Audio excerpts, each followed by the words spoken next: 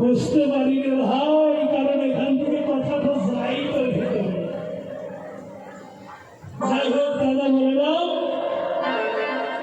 শ্রীরামকে বললো যা এবার কানাইকে ডেকে নিয়ে আয়, আর খেলার সময় নাই, আমরা সবাই ঘরে ফিরে যাব। কানার নিকটে শ্রীরাম গিয়ে বলছে, ভাই কানাই এবার চল, খেলতে খেলতে দেখ আর গগনে বেলা নাই, বেলা ডুবু ডুবু আধার ঘুমাইয়ে এলো বলে চল এবার মায়ের কাছে যাব আমরা সবাই। সন্তান দূরে থাকলে মায়ের কথা মনে পড়বে, মায়ের সন্তানের কথা মনে পড়বে, তাই না? কাছে আসলে মনে পড়বে না যে মা শব্দে মমতা যত কাটলে করলে করে সুতো, দেখি ব্রহ্মাণ্ডের কি এই ঋত মা, তুমি কি সারা জগত? তাই মা তো মাই হয়, তবে সব মাই মা হয় না, রাগ করবেন না কেউ। এই মায়ের মধ্যে কিছু আছে ডাইনি মা, যা সন্তানের অর্থ সম্পদ খাবে, সন্তানকে ভালোবাসবে না। আবার এটাও বলি, সকল মায়েরই দোষ না, যেমন তেমন সকল সন্তানও তো এক হয় না। তাই সন্তানও যদি পিতামাতা অবাধ্য হয়, সেই সন্তান কি সন্তান? তবে এর জন্য দায়ী কিন্তু মাতা পিতা, আর কারো দোষ দেন না। সন্তান একটা মাটির পাতিল, যেমন কুমারে পাক বানায় চাকে, এক টুকরো মাটি চাকের উপর তুলে দিয়ে পাও মশায় যা মনে করবে তাই তৈরি করতে পারে, তাই না? একটা দুধের শিশু যখন জন্ম নেয় তখন মাটির দোলার মতো থাকে, তাই না? তাকে যে রূপে তৈরি করবে সেই রূপ দেখা দেবে নাকি? যেভাবে তাকে আমি তৈরি করবো, মানুষ করবো, ঠিক সে সেইভাবে বড় হয়ে উঠবে। মানুষ করাটাও তো শিখতে হবে পিতামাতাকে। নামে পার্থাস্তি ত্রিষু লোকেষু কিঞ্চন নাম বাপ্য এব চ কর্মণি। এই বিশ্ব জগতে ভগবান শ্রীকৃষ্ণের কোনো কর্ম নাই, আছে কি? ভগবানের কোনো কাজ আছে? তারপরেও ভগবান বলছে অর্জুন আমার কোনো কর্ম নাই, কিন্তু আমি প্রতিনিয়ত কর্ম করি। যদি আমি কর্ম না করি এই বিশ্ব জগতের কেউ কাজ করবে, সবাই উৎসর্গে যাবে।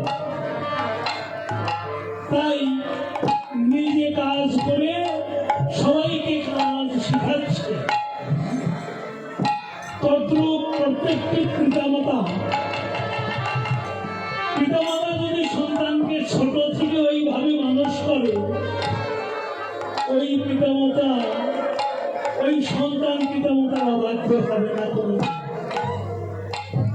কিন্তু পিতামাতাই তো সঠিক পথে চলে না, নিজেরাই নিজেদের খেয়াল খুশি মতো চলে। কথা বলবো না, আমার দোষ হয়ে যাবে।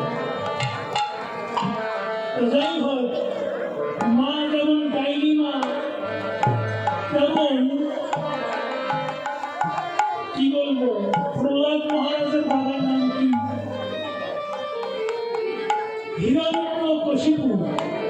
হয়তো বাবা আছে হিরণ্যকশিপুর মতো বাবা, সন্তানকে ভালোবাসে না, তাই না? আবার নন্দ মহারাজের মতো বাবা আছে, আছে না? সন্তানকে এক মাত্র না দেখলে পাগল হয়ে যায়। তো ভালো মন্দ, হাসা কাটা, আনন্দ বেদনা, দুঃখ কষ্ট সব দিকেই আছে। এটা নিজেদের মধ্যে তৈরি করতে হবে।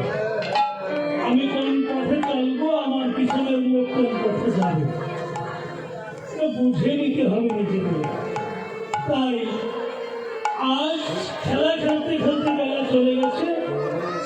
শ্রীরাম গিয়ে গোপালকে ডেকে এনেছে, এক পাশে দাঁড়িয়ে দাদা বলরামের কাছে বলছে, দাদা গো, সেই সকালবেলায় এসেছি, সারাদিন মায়ের বদন খানা দেখি না।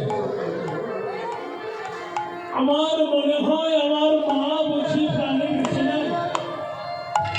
তাই আর দেরি করো না, চলো এবার খেলা ছেড়ে ঘরে ফিরে যাই। দাদা বলরামের নিকটে যখন এমন করে বলছে, তখন বলরাম বলছে যে দেখ, ধেনু বৎসগুলো ওদিকে ওদিকে ছোটাছুটি করছে, রাখাল বালকগণ বিভিন্ন জায়গায় খেলাধুলা করছে, তো এদেরকে সবাই এক জায়গায় করে তারপরে চল আমরা ঘরের কাছে যাই।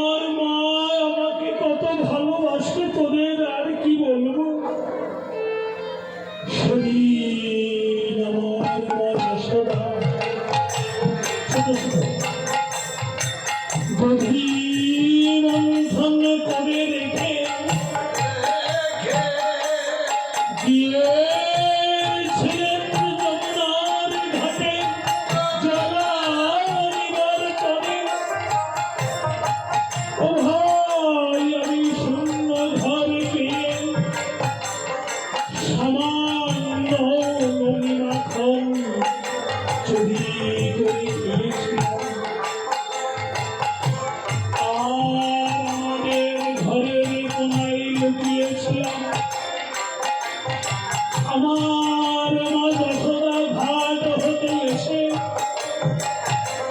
আমাকে দেখতে না পেয়ে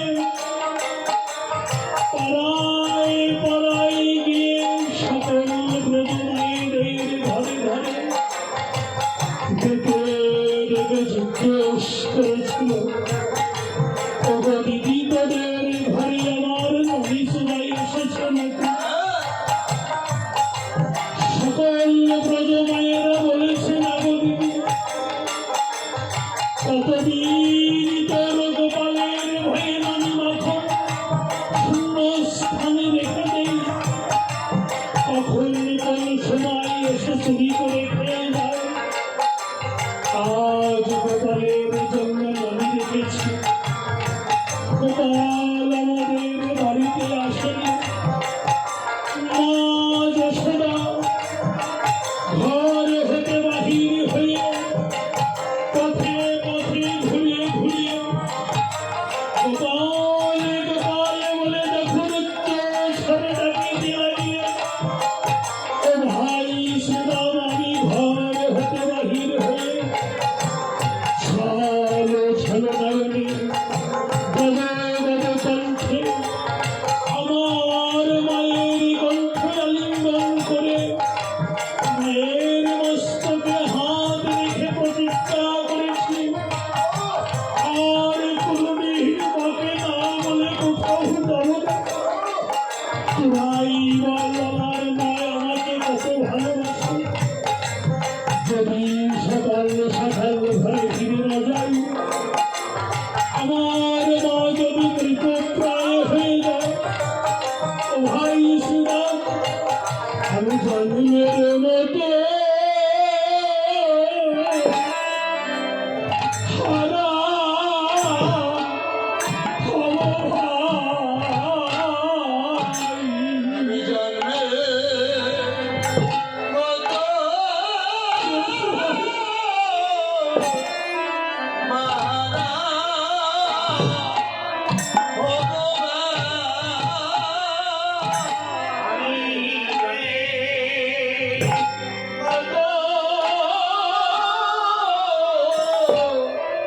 মারা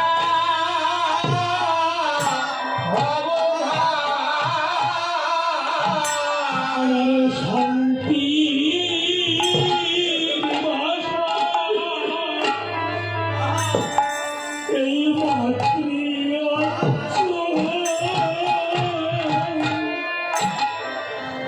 আমি জানি মেরে মতো হারা হব আর শান্তি শান্তির বাসা মাতৃ বাচ্চা আমি জন্মের মতো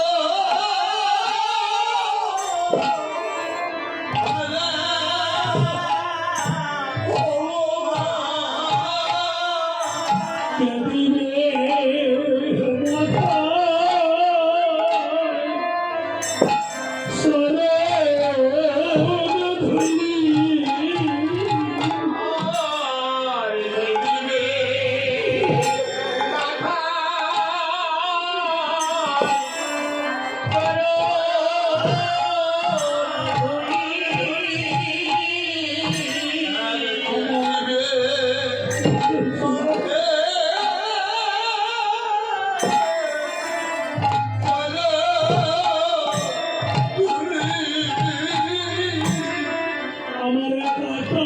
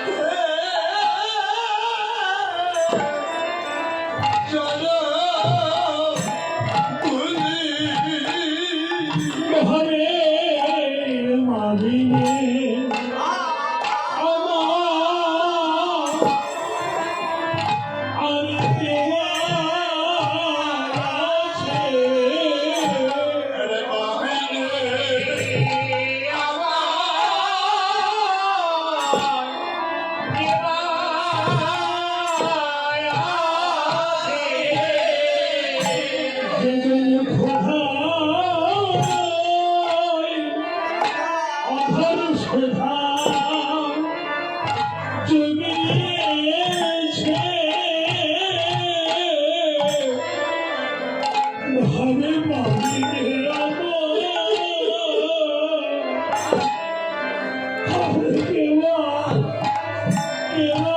আছে আরে খুদা অধরা জোগাইতে আমি রে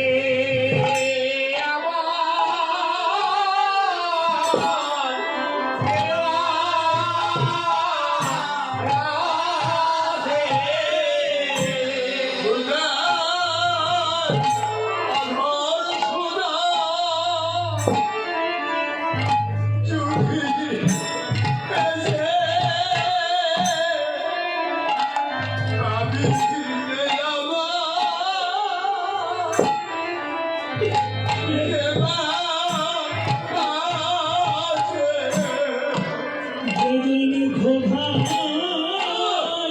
শোভা জমিয়েছে যখন চেয়ে খেতে পারি নাই ভাই ঘোধায় শোভা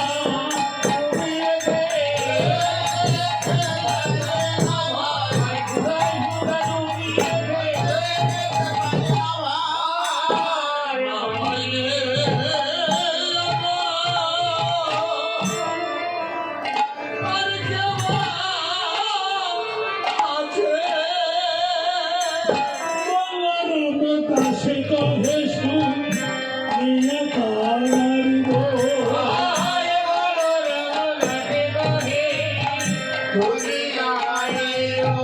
আর সকলেরা খাওয়াবে করে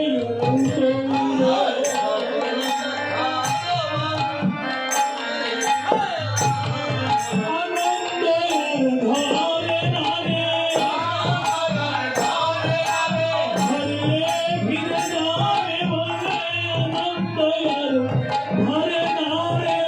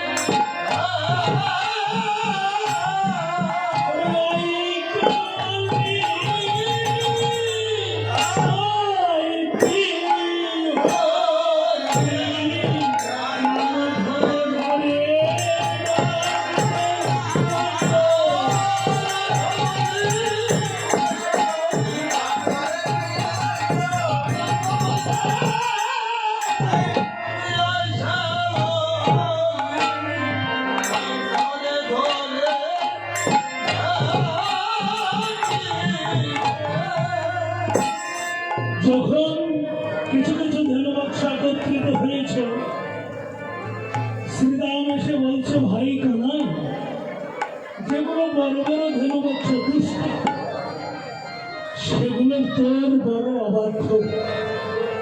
তাই এই ধেনুবাক্সগণ আমি একত্রিত করতে পারলাম না।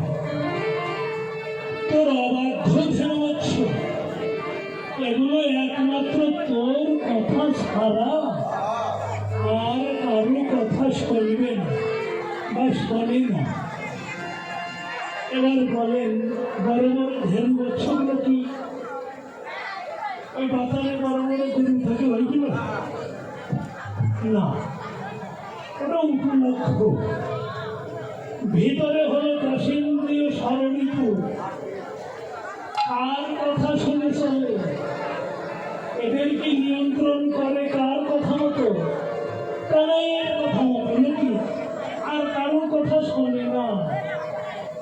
দশেন্দ্রীয় স্বরলিপু কাম, ক্রোধ, লোভ, মদ, মাত্রা ইত্যাদি যত ভজনের পথে যেতে নিবেন, ওই বড় বড় ধেনু গণেশে বাধা দেবে। যখন কানাইয়ার নাম বলবেন, সব চুপ হয়ে যাবে। সেই নামও তো নেওয়া শিখতে হবে নাকি? খালি কানাই বললাম আর হলো, তো সোজা না। তার সময় আছে, নিয়ম আছে, নিষ্ঠা আছে, ভক্তি আছে, শ্রদ্ধা। এক কথায় শ্রী গুরুদেবের চরণাশ্রিত না হলে ওই নাম দিয়ে কোনো কাজ হবে না। বলতে পারেন কত বইয়ের মধ্যে নাম রয়েছে, মুখস্থ করে নিয়েই তো হলো। আপনারা বটবৃক্ষ দেখেছেন? দেখেছেন তো নাকি? হ্যাঁ হুঁ বলবেন, না বললে না বলবেন। বটবৃক্ষের তলায় কত গাছের বীজ পড়ে থাকে, সেখানে কি কোনো চারা পাওয়া যায়? পাওয়া যায় না। কারণ ওই বটবৃক্ষের বীজগুলো এক জাতীয় পাখি আছে, তারা ভোজন করে। ভোজন করে তার পাকস্থলীতে যখন যায়, তার ভোজন রসে ওই বীজটা সেদ্ধ হতে থাকে। অর্থাৎ যাকে বলা হয় শোধন করা। শোধন হতে থাকে। যখন শোধন হয়ে যায়, ওই পাখিটি যেখানে মলত্যাগ করে, দেখবেন সেখানেই বটবৃক্ষের চারা গজিয়ে উঠছে। ওই কোথায় ইট ভাটার উপরে, কোথায় বিল্ডিং এর কার্নিশের উপরে, কোথায় কোন পাহাড়ের এক কোনায়, তাছাড়া কই পাবেন না কোথাও। তত্র এই কানাইয়ের নাম বলেন আর কৃষ্ণ নাম বলেন। শ্রী গুরুদেব তার ভজন রসে নাম জপে জপে শোধন করে নামকে একেবারে পরিপূর্ণ তাজা করে রেখেছেন। ওই নাম যে জমিরূপ কর্ণেতে প্রবেশ করবে, সেখানেই একজন করে ভক্তের চারা গজি। তাছাড়া হবে না, বই করে কিনেই হবে, অত সোজা না। যাই হোক, এমনি ভাবে বলছে দুষ্টা ধেনুগণ। তো কানাই চাঁদ মুখে বিন দিয়ে ধ্বনি করতে লাগলেন, ধেনুগণের নাম ধরে ধরে ডাকলেন, দুগ্ধ শ্রাবী তবে গাতে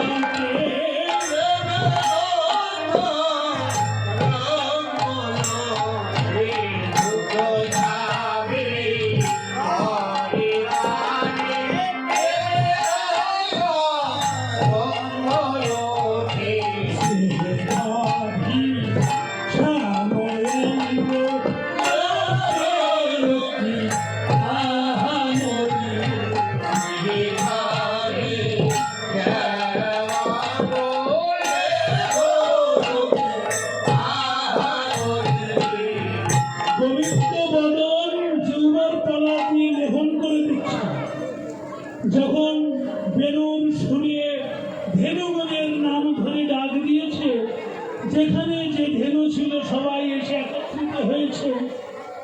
বড় বড় ধেনুগুলো তারা বাটে দুগ্ধ ছেড়ে দিচ্ছে, হয়তো গোবিন্দর খোদা লেগেছে তাই লেগেছে।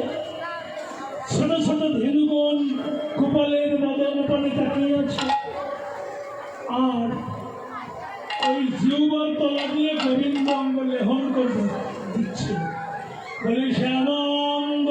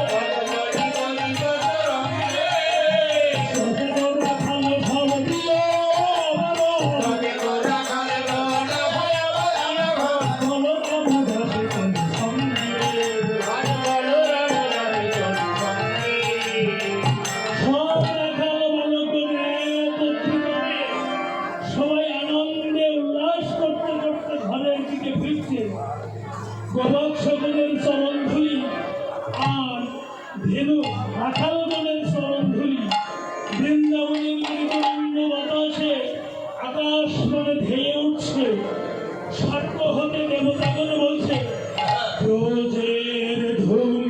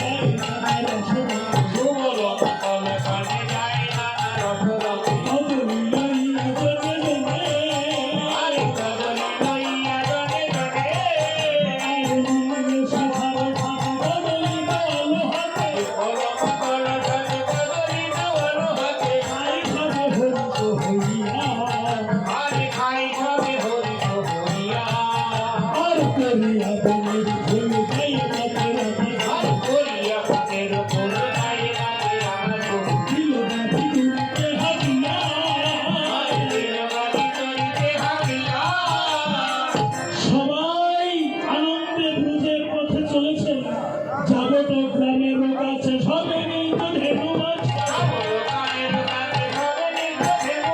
বিদায় হইল জনে আর সেখানে সকল কবিতা বিবাহ নগর এইখানে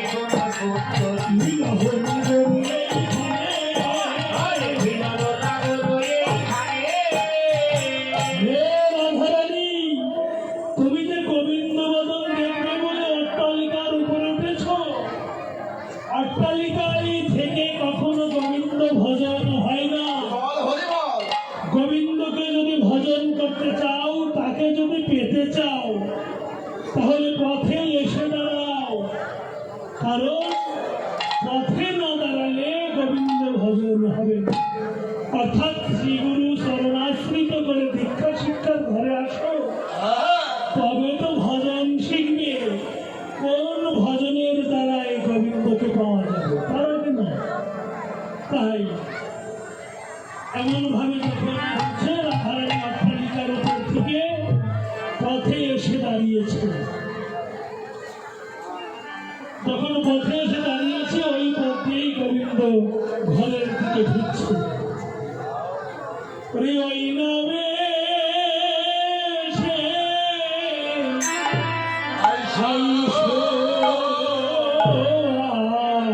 আমার ঘরে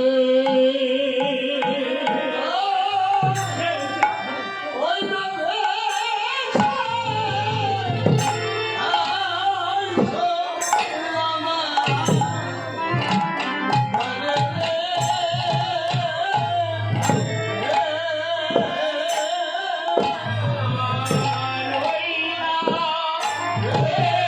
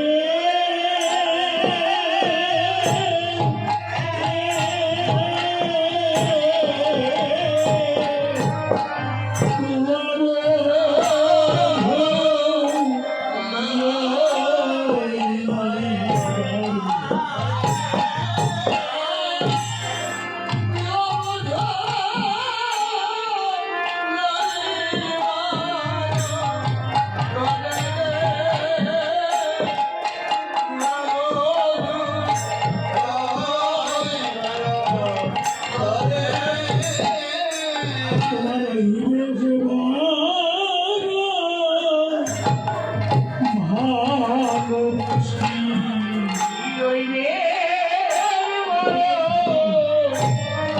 ভালোবাসি।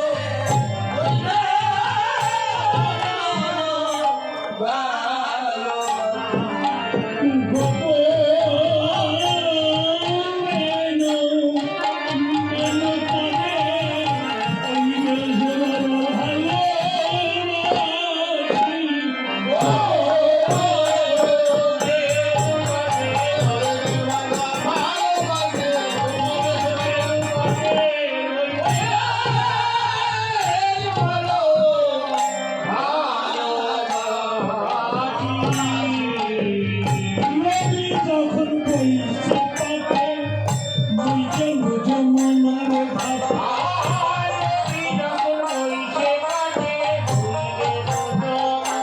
ঘাটে তোমার লাগি চাহি চাহি মানে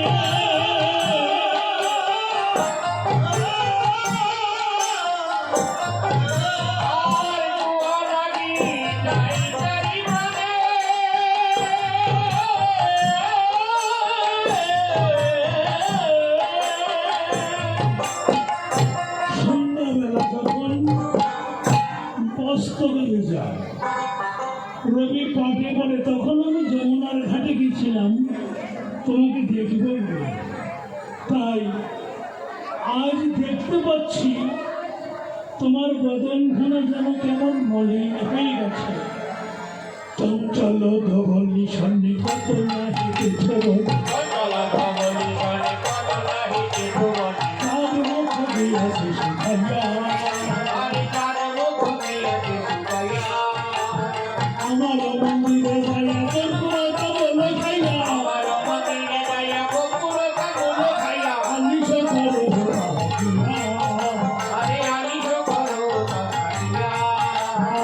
আমার হি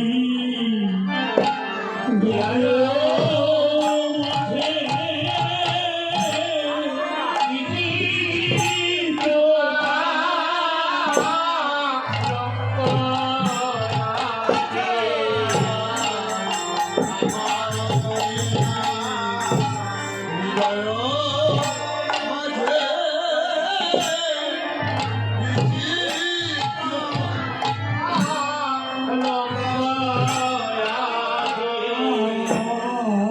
রাজে বাজে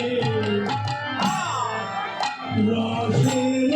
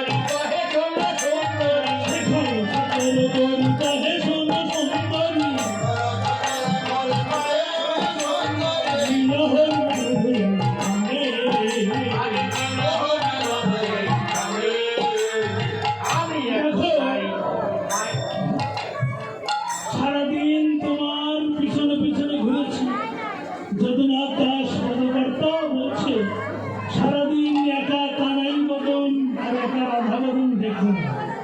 আমরা যুগল ভজন করি, তোমরা যুগল হয়ে দাঁড়াও, যুগল রূপ দেখে আমাদের ভজন সার্থক করি। রাধা গোবিন্দ যুগল হয়ে দাঁড়ালেন। এবার সখীগণ আরতি করলেন। গোপাল এবার বললো আরতি করা সম্ভব না, মা যতক্ষণে বসে আছে। তাই গোপাল নন্দালয়ে প্রবেশ করলেন।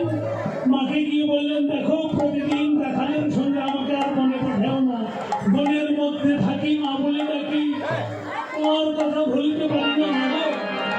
মা আনন্দে গোপালকে তার নিজের কাছে বসিয়ে এবার আরতি করতে লাগলেন। আরতি করে নন্দলারি আলোক হেরি রে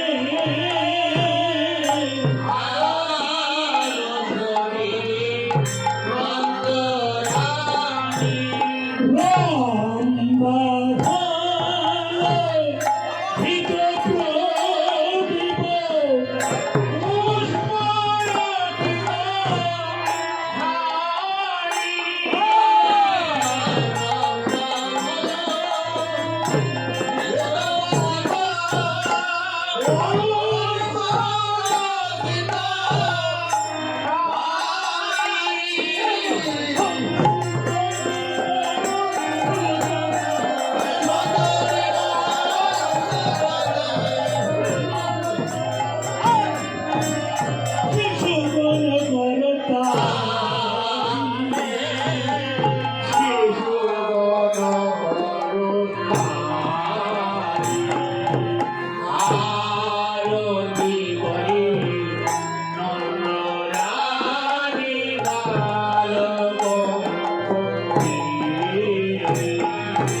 মঙ্গল প্রসাদ নন্দ